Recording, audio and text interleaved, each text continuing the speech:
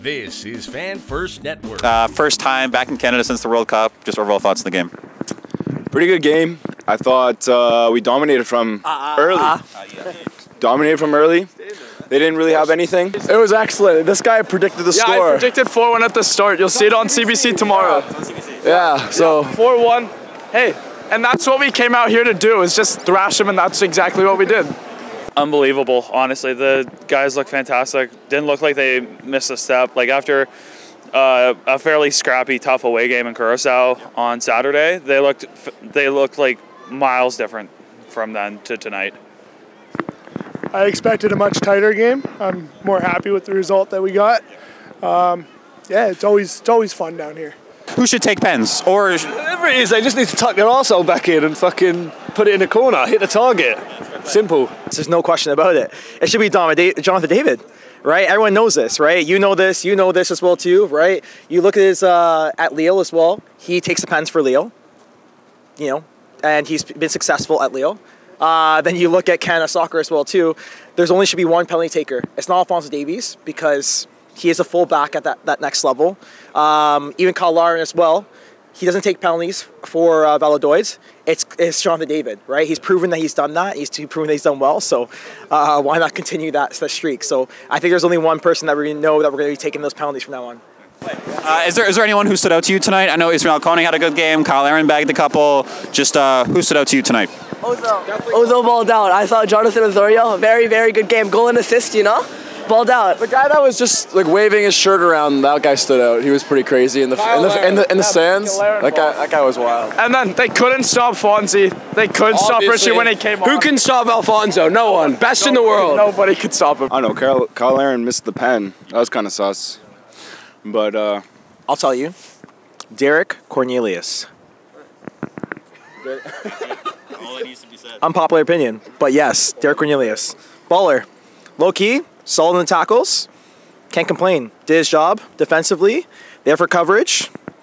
The man is out there. In his first start for Canada in quite a bit, to be fair.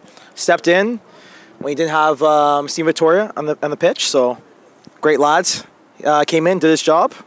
And that's all you can ask for the lad. He's doing fantastic in Greece. So, keep up the great work, lads. Keep pushing on. And let's fucking go! Let's fucking go! I'm sure Derek Cornelius will hear you. And is there anybody? I agree. Ismail Kone looked really good out there. I thought Alphonso Davies had a much better game than, like one of his better games in recent memory. Like definitely better, probably better than his World Cup entire World Cup tournament, in my opinion. But there's a lot of good performances all around. Like as you said, Cyle Larin as well. I think Jonathan David looked pretty good as well. Scott Kenny had some good touches on the back end. Borjan does Borjan things. Kone had a really good game. Osorio had a great game too.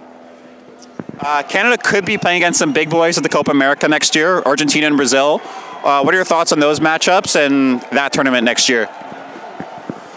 Going to be a tough one for sure, but if they grab one early, they could do anything. They showed in the lead up to the World Cup, that qualifying group, they can do anything. They get a goal, bit of team spirit, takes you a long way.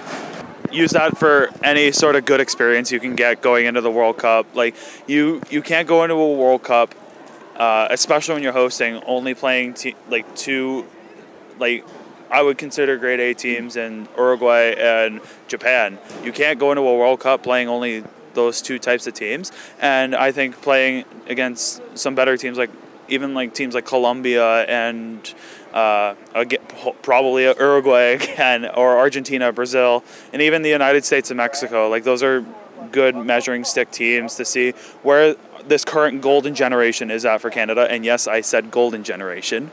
It's a good measuring stick to see where they're at. We need it. It's much needed. We need that competition to get the experience. We got the experience playing Mexico, USA, but we need tougher challenges going forward.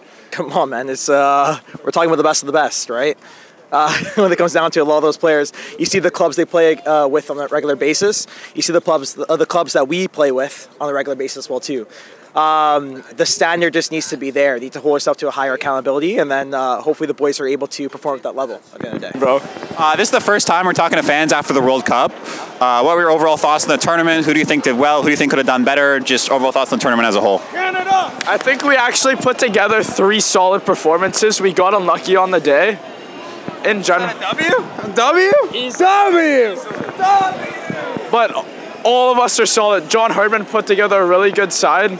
Adekugbe, my boy, balled out, bro. Fonzie obviously put on a show.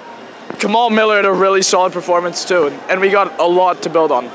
2026 is our year. It's coming to Canada. I think the boys played really well. Obviously, that game against Belgium, they got the tactics spot on, and they were super fantastic in terms of their pressing ability inside those moments. But when it came to the other 2 games, just you seen that it was just a little bit different when it came down to it. You had teams like Croatia and Morocco a little bit outclassed in certain moments, different levels on the pitch as well too. So it's just it's quite a different level, and you realize that when you come down to that international stage, you find guys like are trying to compete at that level. It's just they're just not there as of yet. So hopefully we get the tactics down spot on, and the boys learn from these experiences, and then we develop the younger group so that we can learn from it and push on to compete against those top level teams. At times, like Herdman was making the right moves, it's smart tactical decisions that I agreed with, and then there was games like pretty much the Croatia game after like the 10th minute, and then like half of the Morocco game where it felt like he kind of lost the plot at times. But other than that, it was pretty much as expected, except for the fact that they absolutely dummied Belgium. For a team that wasn't supposed to be there, they played great. You know, we got our first goal in the World Cup, and now 4 years from now we're going to build on that, and let's go get our W. You heard them. Just follow him. Follow him. Oh, follow him. Okay.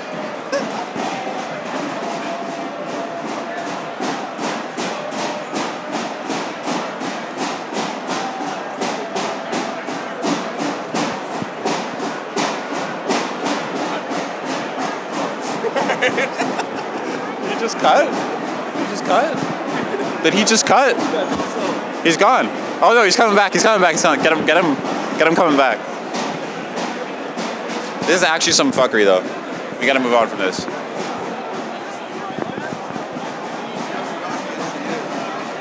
Get in, man. Get in, man. I believe you. All right. So were you at the game? You were there. I was out for a run. Pardon? I was out for a run. Okay, yeah, fair. Shout out FTF Canada. What's up?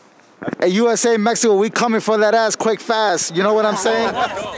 Tell them. Yes. Anybody from CONCACAF, be careful when you come to Canada. That's right.